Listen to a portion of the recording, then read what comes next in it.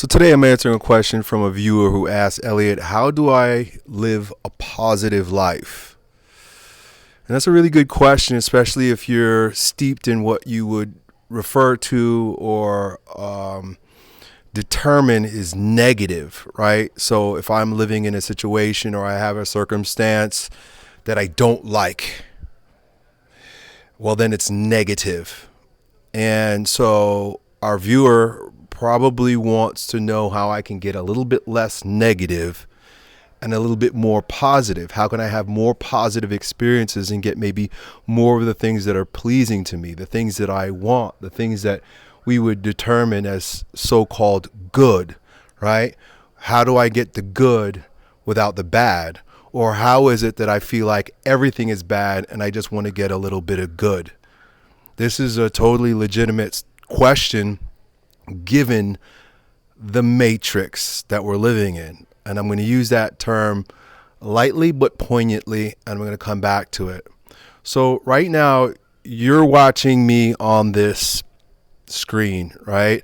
And as clear as it's coming in with my iPhone 13 Pro, and maybe my voice is coming in pretty clean because I got this right here. The bottom line is I'm not there. Wherever you're watching me, I'm not there. I'm here. You're there. And then there's a transmission. How are you receiving this transmission? How are you perceiving me? How is it possible for me to be here on Tuesday, June 16th at 10:03 a.m., but you may be watching this on Wednesday at 9 p.m.?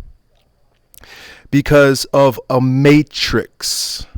There is a matrix. If you even think about the word matrix, you could think about like material. When you're creating my aunt was a seamstress, was a kid growing up, and she would buy material.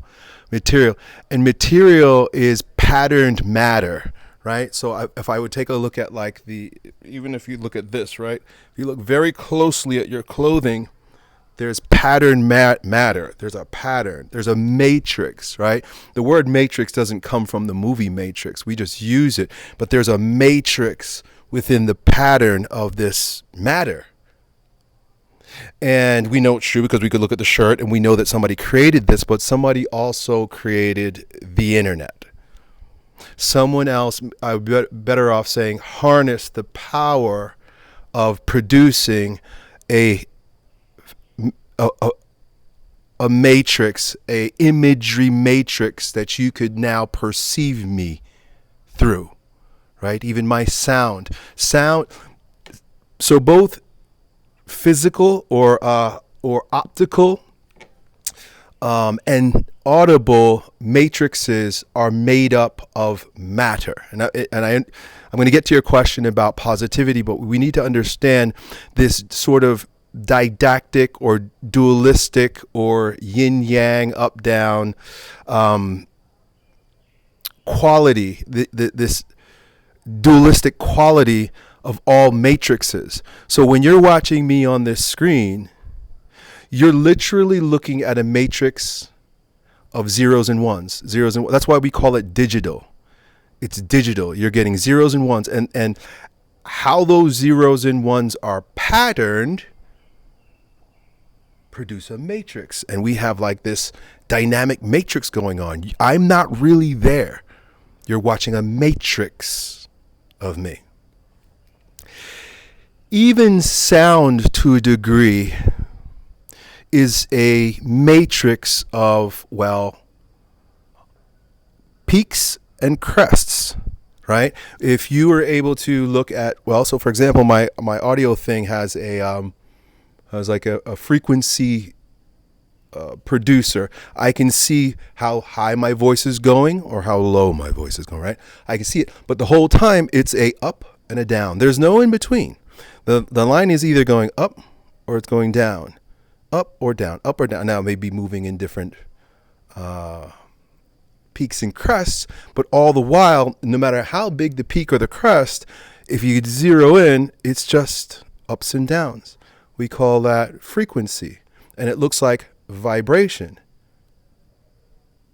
So when it comes to the matrix that you observe me through on the screen right now, you can't have all ones and no zeros.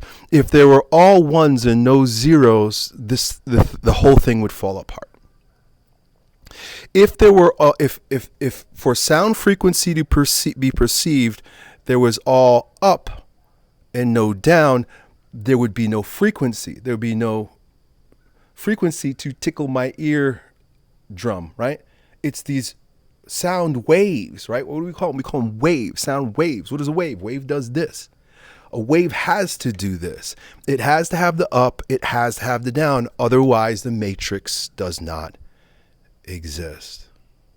And so this is a very simple way to understand how you perceive and receive me through the screen, but you're asking about your whole life. Now, I'm not looking at a screen right now when I look out at this tree. When I look around me at this wood structure that I'm in, I mean, it's solid. You can't knock on my head like I can knock on my head right now, because I am surrounded by what we call real life, right? Real life is happening here right now. If a bird poops and falls on my head, I have shit on my head, right? If as I leave this, I walk down the stairs, I twist my ankle, I got a fucking twisted ankle. And I could say, man, poop on my head, negative. I could say twisted ankle, negative. I could say, my parents have abandoned me, negative. I can say I've got cancer, negative. Right? And so we look at these gross circumstances, right? It's kind of gross to get pooped on your head, right? But when I say gross, I mean macrocosm events that contain in them microcosms. What do I mean by that? So when I was 14 years old, I met my wife, right? She became my wife. And I remember one of our first dates, we went to the beach, and we were sitting at a table eating lunch, and I felt something splat on my shoulder. And I turned around, and it was a bunch of young dudes, and I looked at them. I was like, "What'd you just throw at me?" I was like, "What are you doing?" Right? I was kind of like getting a little upset with the guys. I was like, "What the fuck? I'm sitting here with my girlfriend, and these guys are throwing shit at me." And they looked at me. They're like, "We don't know what you're talking about, dude." And I looked over, and it was bird poop. There was bird poop on me during one of my first dates. Negative thing. Who the hell wants bird shit on them while they're hanging out with their little girlfriend? Well, I was told shortly thereafter by someone who heard my story that, hey, that is good luck. He told me that good luck will come from getting that bird poop on you.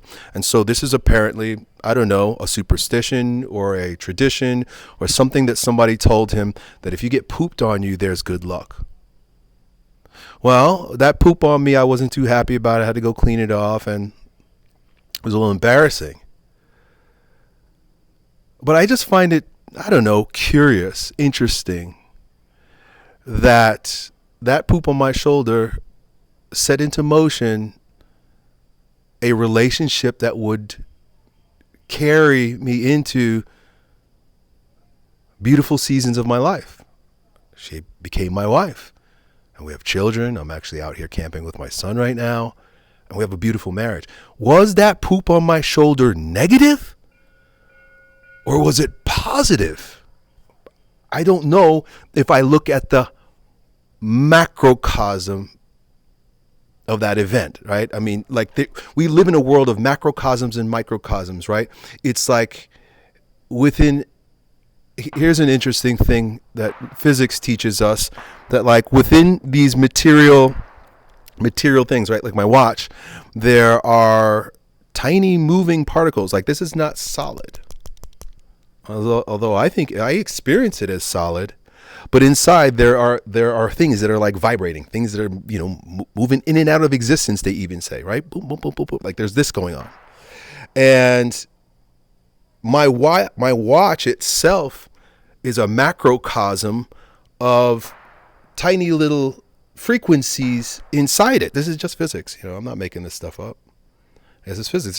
This is what they taught me in high school, right? So I would say that this is a macrocosm of little micro events happening. When we look at the universe, right? All the stars, so we're going from the tiny to the big. We look at all of the planets in the universe, all of the galaxies in the universe.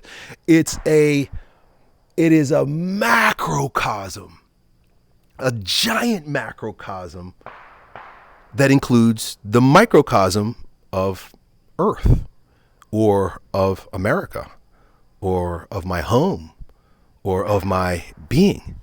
But my being is a macrocosm that has tiny microcosms. I have eyeballs that have differentiated cells that allow it to do what it does. I've got a heart, I've got a liver. Each one of them, they're an organ and they are a life unto themselves, but they belong to a greater life. So the reason why I bring this up is to point out the physical mechanics of the matrix that we live in. And that when we check this out, this is where the positive and negative really takes a turn and will cause you to think you want to live a positive life. So when in the garden, right? Whether you're a Christian or not, it doesn't matter. The Bible has some really cool things to describe our experience. In the Bible, God the Father says to Adam, do not eat from the tree of the knowledge of good and evil. Like, you might read that. I know I read that, and there were times where I read that, and I'm thinking, like, why wouldn't God want Adam to know the knowledge of good and evil? Like, right? Don't you want to know who's good and who's evil? What's good and what's evil? But yet God warned him against it. And then the serpent came and said that if you eat from this tree, you will have the mind of God. You will receive God wisdom. He said, surely you will not die. You will actually live. So what's going on here? Why would God tell us not to eat from the tree of the knowledge of good and evil, but yet the serpent is like, oh, fuck it, just eat it. You're going to have the mind of God. Well, let's begin with why God would say, don't eat from there. Eating from the tree of the knowledge of good and evil causes us to judge. With the knowledge of good and evil, we now become judge and juror and sentencer of our experiences in life. Knowledge of good and evil makes me say, hey, I broke my leg, evil. Hey, I got a raise, good. And in that moment, with our limited understanding, our limited scope, let me put it that way, limited scope, right? Like, imagine, the particles within my watch thinking it knows what the hell is going on. Meanwhile, like, I'm doing all kinds of things, right? I'm fishing, I'm hunting, I'm rowing. Like, there's a whole world going on, but these guys are bickering inside here about what's going on and how it's good and how it's bad. Meanwhile, they're totally ignorant of the bigger arc, the bigger picture of what's going on. I get shit on my shoulder. I marry the woman next to me. I tear my bicep and can't perform my sport anymore, but then I dive into deeper study and reading and business building and entrepreneurship because I'm not wasting my time, or I'm not spending my time doing what I did when I had a intact bicep. And what am I saying? Here's another way. The guy who's asked this question, maybe this will resonate. There's a story, you may have heard it, I've said it in videos before, of two young men, two twin brothers. And one of the twin brothers grows up to be, successful. Maybe he has his own family. He's a good guy. He's doing his thing in the world, and he's a righteous man, if you will, right? Whatever your judgment of that is, right? Because judgment, well, good or evil, who are you to say? And then the other one, his other brother, he's screwed up. He's homeless. He's been in and out of group homes. He's a drug addict. He's got babies, mamas, and he ain't doing so well. And when the interviewer asked the successful brother, is that what is it that makes you such a successful man? He says, man, if you would have had a father like me, you'd understand. My father is the reason why I pushed so hard and did the things I did in order to achieve the success that I had. And then he goes and the reporter goes and asks the other brother, who's a loser. He says to him, well, why is it that you live the way that you live and the life that you have and things didn't work out for you? And you know the answer he gives? What would you do if you had a father like me? It's because of my father that I turned bad and doing things that aren't healthy for me. Two brothers, same experience in the home, two different perspectives. One says that the father made him positive. The other said the father made him negative. But it's the same father. And for all intents and purposes, for the demonstration of this, they had the same experiences. They did all the same things, all at the same time. They're twin brothers, conjoined at the hip, if you will. But one positive and one negative. But then the two brothers go on, and now I'm making the story even more elaborate. The two brothers go on, and the one brother who did all the right things, got all the good things, and had a high achieving life, falls into some hard times. Turns out that all of his hustle, all of his grind, and all of the things that he did to live an amazing life was born out of a fear. And now what looked like it was positive turns negative. His wife leaves him. His kids are not happy with him. He couldn't hold it together for so long. He couldn't maintain the positivity for forever. And things started going bad for him, and he got sick.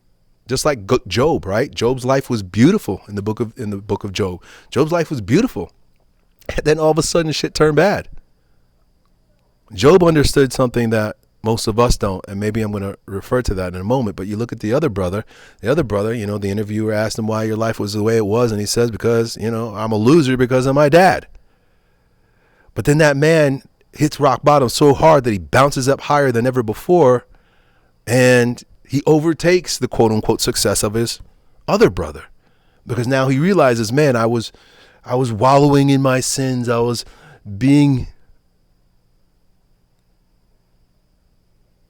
choosing to look at things a certain way, and now I've turned things around and I see it a different way and my life is different.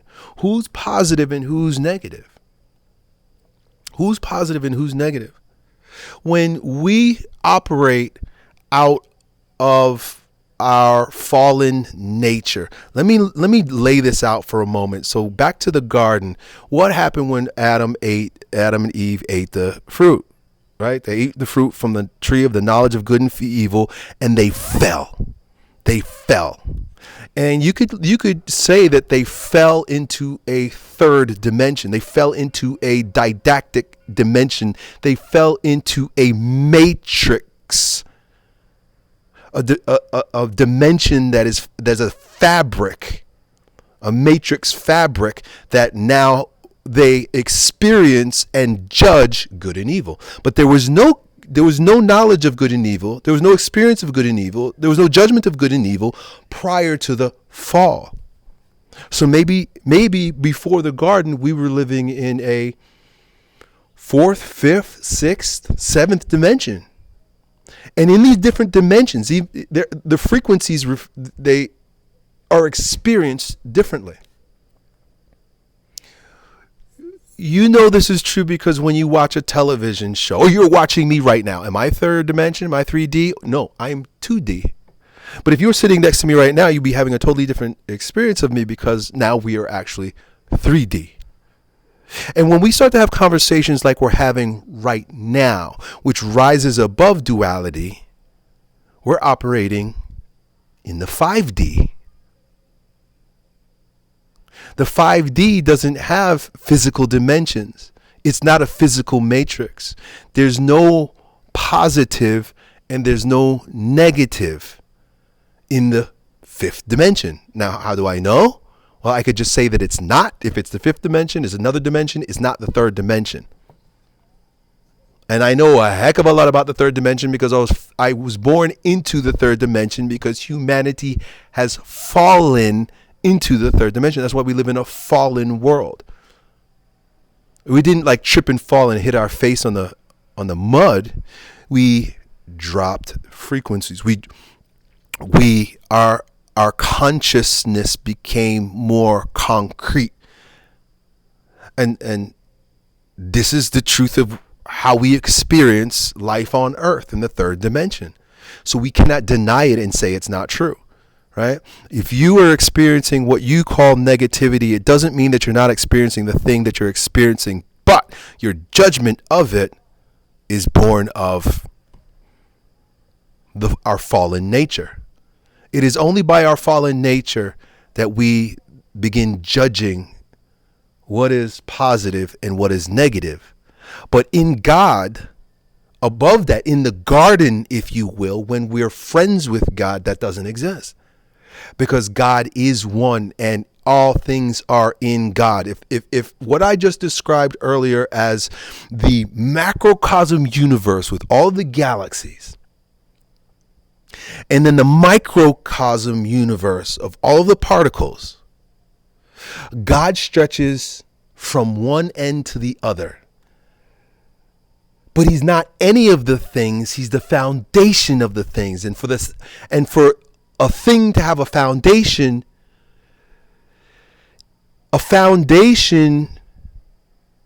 is the backdrop, if you will.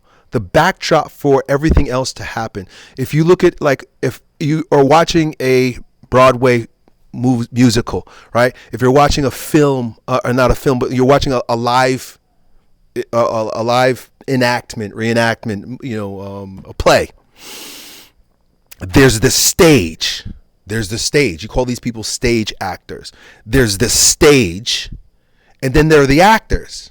And the actors are dancing around doing all kinds of different things. There's the good guy and there's the bad guy, right? There's the good time and there's the bad time, right? The guy wins and he loses, the protagonist and the antagonist. But what most people miss is for the whole thing to be held up, there has to be the stage. The stage is the ground of the existence of the play. Now, is the stage experiencing negativity or positivity? Is the stage saying, hey, this is a win and this is a lose? Is the stage saying, hey, this is my preference and I don't prefer that, and if I don't prefer it, that means it's bad and negative? No. The stage is the foundation for the whole play to exist. That is God.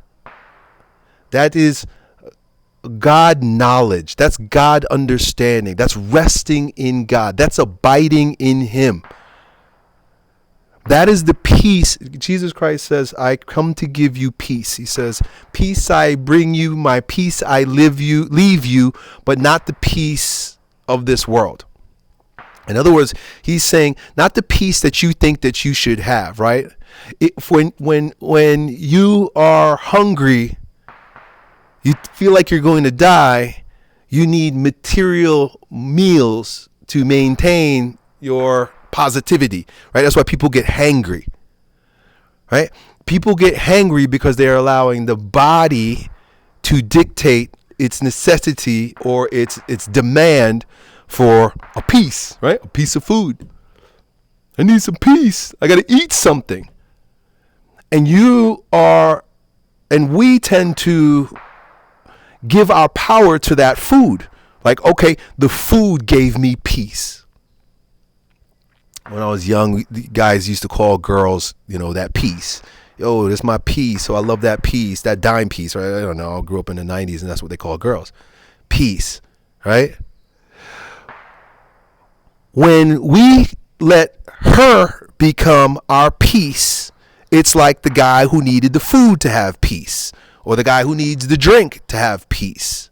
It's putting our worship, it's putting our trust, it's putting our love, it's giving our power to created things, ignoring the foundation, the ground of all existence, which is oneness.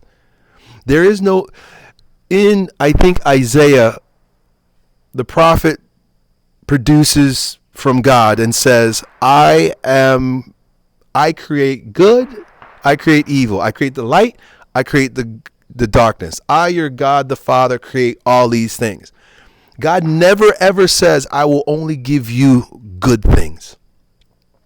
If you pray and you be a good boy and you follow the rules, I'll only give you good things. Jesus Christ, when he says, I came to give you peace, but not the peace of this world, he's talking about a peace that is foundational, like the stage. He's talking about a peace that never changes, a love that never changes, because it is below and beyond the peace of the piecemeal world. If you need another person to make you happy, that person becomes your God. If you need a circumstance to make you happy, that circumstance becomes your God. If you need the food to calm your hangriness, that food becomes your God. And the rulers of this world, they understand that. That's why there's so much manipulation in terms of, production and distribution of food. There's no food shortage. But there's food fear. And there's food fear because of manipulation. And the rulers of this world, which, God in the Bible, he's given many different names. And he acts through human hands, just like God acts through human hands. He knows that if he can make you scared, make you afraid, because of lack, he's got you exactly where he wants you, because it's like dangling a carrot in front of a donkey. You're just going to keep walking after it. You can keep walking after it. You're going to keep walking after that girl because you think she becomes your God. You keep running after that food. You keep running after that money. You keep running after that job. You keep running after these circumstances, these created things. We're running after these created things, or we're running away from created things. We're saying, no, I don't want that pain. No, I don't want that circumstance. No, I don't want that. And all of it, once again, is like moving around chairs on the Titanic. Anytime we judge, anytime we have preferences, anytime we're trying, we are operating out of a false religion, a false faith, a false peace that Jesus Christ is warning us against. He says, I'm not going to bring you the peace of the world.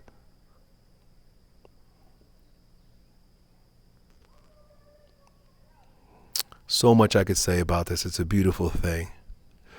So I'll bring it full circle, my man. So in terms of how to live a positive life, don't live a positive life. Don't try to live a positive life, because when you try to live a positive life, you're cutting yourself off from you're asking for all ones and no zeros, and then there is no perception. There's no matrix. You got to take all of it. You can't have all daytime and no nighttime. Doesn't work that way. If the world was all men and no women, we would quickly fade. We couldn't exist, because we would have all these and none of these.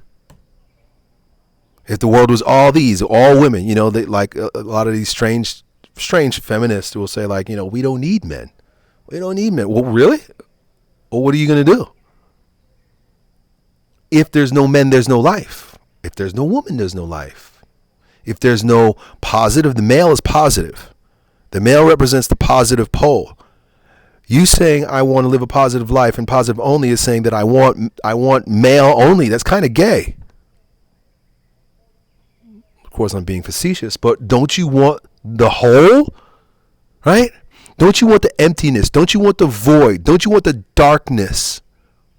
That positivity, that light can pierce. Light pierces darkness. But if there is no darkness, light is of no I don't want to say it's of no significance, but there's no contrast for it. So we take it for granted. If there's all light and no dark, then light loses its delightfulness.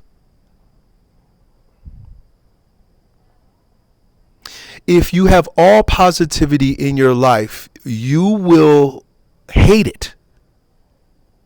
You will hate your life. Look at these people who try to, so for example, a family that becomes wealthy that wants to provide a nice, a perfect life for their children. They give them everything positive. Just think about it this way too, right? Not just materially positive, but even emotionally, mentally, and within the core of their being, you have these parents that want to create that for their children. You call these parents, you call them helicopter parents. They're trying to protect the kid from falling. A lot of mommies. We live in a mommy matrix. And so even dads behave this way because they're like, well, my wife this is what my wife would do. But you have these parents who will make their children avoid any hardship. Anything that's difficult, the kid is shielded from. Any type of disaster that could happen, the kid is protected from. Any kind of difficult, quote unquote, negative circumstance, the child is never hungry. The kid, they're usually fat. I'm thinking about, certain people. The kid is usually overweight because the mom is constantly like, I want you to be happy. I want you to be happy. Here, eat this food. It begins when they're small too. You look at the kids that are coming up today, and you never see them without a screen. Mom's pushing in the cart and the kid's got the screen. Why? So the kid can be happy. The kid is, 40 pounds overweight at, 7 years old. And why? Because the mom wants to make him happy. Oh, buy you. Oh, you like these? You like this? You like this junk food? You like this soda? You like this thing? Here, happy, happy, happy. Oh, you fell down and hurt your knee. Oh, let me pick you up right away. And, I'm going to curse that. I'm going to sue this place because they made you fell, or I'm going to yell at that kid because he accidentally knocked you over, whatever it is. Always to the rescue, always saving, always pampering. That's why, most of us are a bunch of little pussies. Pampering makes pussies. All positive makes you a pussy. Makes you soft. And when there's too much of one thing, like too much sweetness makes your teeth rot, it's going to backfire, because these are the very kids. I see them. I'm around a lot of kids because of my kids. They resent their parents. The very parent that's trying to make all things positive for their kid out of their own neurosis, but the kid doesn't see that. The kid just sees my mom or my dad is always coming to my rescue. These kids grow resentful.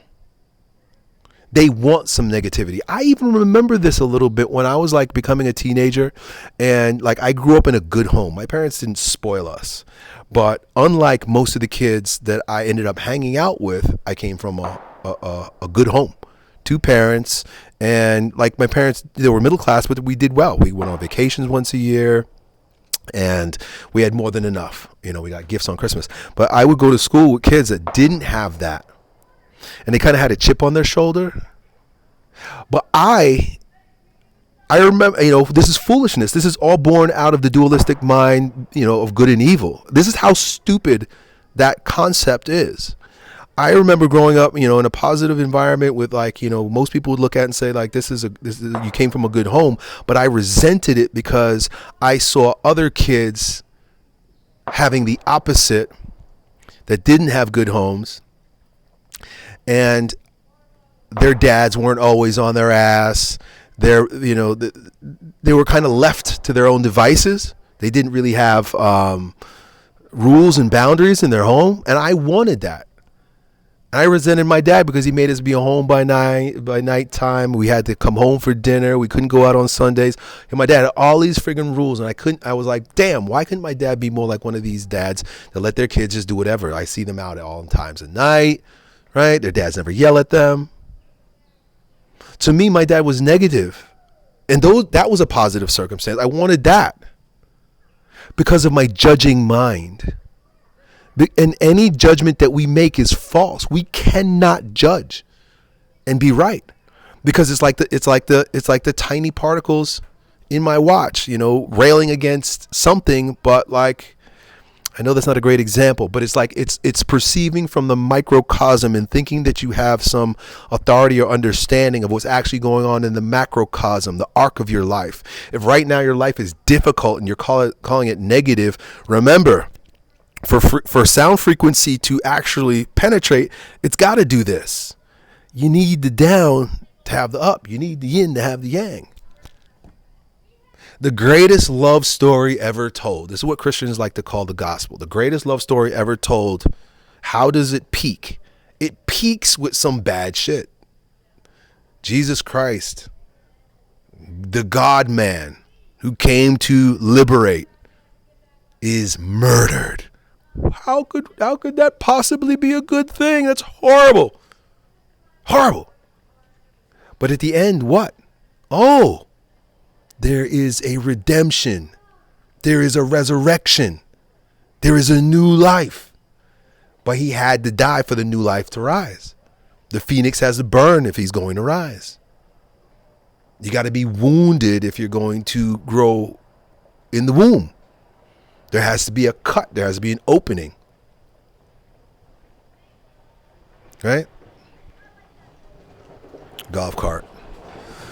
So that's it. That's all. I'm going to wrap up with that, y'all. I really enjoyed having this conversation with you guys. Listen, like there is, I'm a little bit of a philosopher, and I'll say shit and change my mind later. Don't take anything I say with a grain of, as gospel. Take it with a grain of salt. But right now, I'm telling you, man, the way to live our lives is beyond the positive and negative. God doesn't think that way. The peace of Christ doesn't work that way. The only thing that makes logical sense is to abide in the peace of God knowledge, God consciousness, which is above and includes all. God knowledge, just like the stage, includes all. The stage has the villain and it has the victor. It has the good guy and it has the bad guy. It has the time that things went well and it has times that things went bad. But the stage is unchanged. Abide in the unchanged, the water that never ceases, everlasting life. That's what eternity means, fellas. Eternity isn't somewhere we go when we die. Eternity is what we're currently living in. All of it, all of history, all of your experiences, everything that's going on is eternity. It is the ground of existence and is the only place to rest in. That's it. That's all. Talk soon, dudes. Done.